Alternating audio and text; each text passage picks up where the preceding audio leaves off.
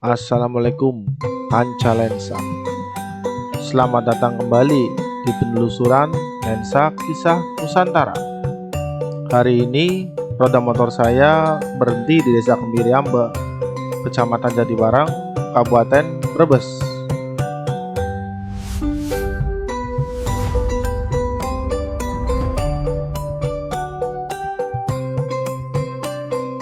Coba perhatikan sekeliling saya ini.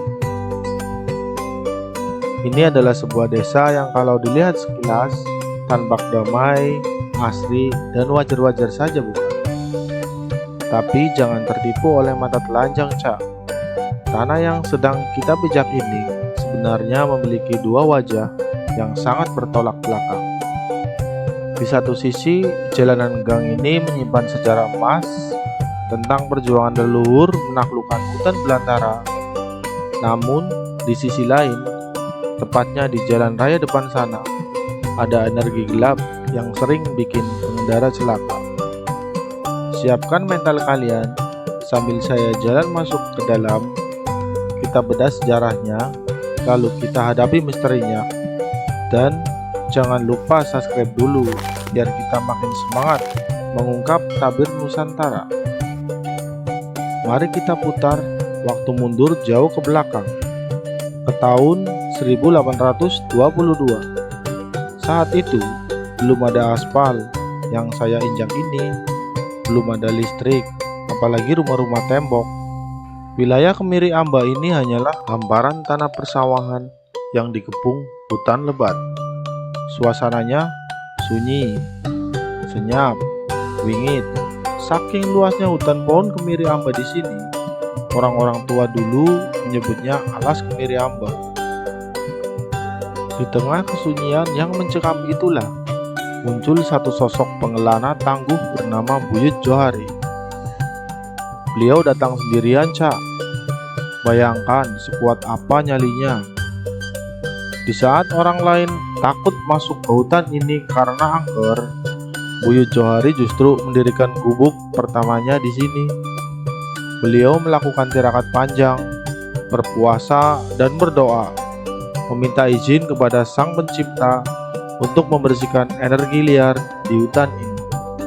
Bisa dibilang, Buyut Johari adalah paku bumi pertama yang mengubah tanah angker ini menjadi layak huni bagi manusia. Kesunyian Buyut Johari tidak berlangsung selamanya. 28 tahun kemudian, tepatnya tahun 1850, datanglah gelombang kehidupan kedua. Sebuah rombongan kolonisasi yang dipimpin oleh tokoh bernama Mbah Kadam. Beliau tidak datang sendiri, tapi membawa 15 orang pengikut setia. Disinilah sejarah besar dimulai, Cak. Mereka bahu-membahu dengan Buyut Johari. Suara cangkul beradu dengan tanah, kapak beradu dengan kayu, mulai memecah keheningan hutan. Hutan Kemiri yang gelap perlahan berubah menjadi pemukiman yang hangat seperti yang kita lihat sekarang. Hingga tahun 1890-an, tercatat penduduk desa ini sudah mencapai 100 jiwa. Tanah ini mahal harganya karena dibayar lunas dengan keringat Buyut Johari dan Mbah Kadam. Mari sejenak kita kirim Al-Fatihah untuk para pendiri desa. Tapi seperti hukum alam, di mana ada cahaya, di situ pasti ada bayangan. Coba kita geser pikiran kita sedikit ke jalan raya depan, tepatnya di jembatan Kemiri Amba, dekat pom bensin. Warga lokal pasti paham, ini adalah zona merah yang sering memakan korban jiwa.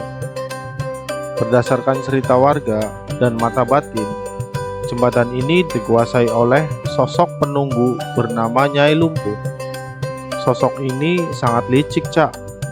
Dia punya 1000 wajah untuk mengelabui manusia.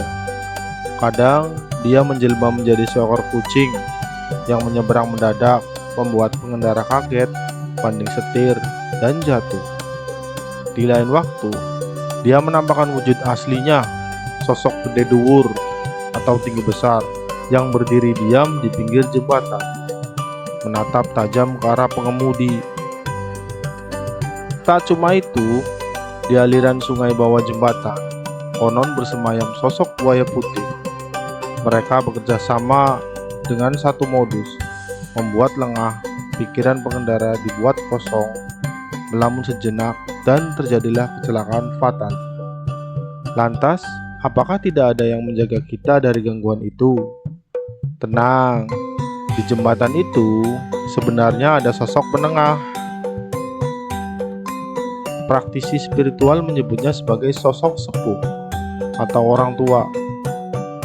Orang itu berambut panjang yang memiliki ilmu tinggi, ilmu pancasona. Beliau pernah berpesan lewat mediasi, "Aku ini pagere, aku ini pagarnya." Tugas beliau adalah menahan kelakuan liar Nyai Lumpuh tadi agar tidak sembarangan mencelakai orang. Tapi beliau minta satu syarat dari kita, sopan santun. Kecelakaan sering terjadi saat manusia sombong di jalan. Mitos tentang syarat membuang bunga mawar di malam Jumat Kliwon sejatinya adalah simbol etika kita untuk kulonuwun atau permisi kepada sang penjaga.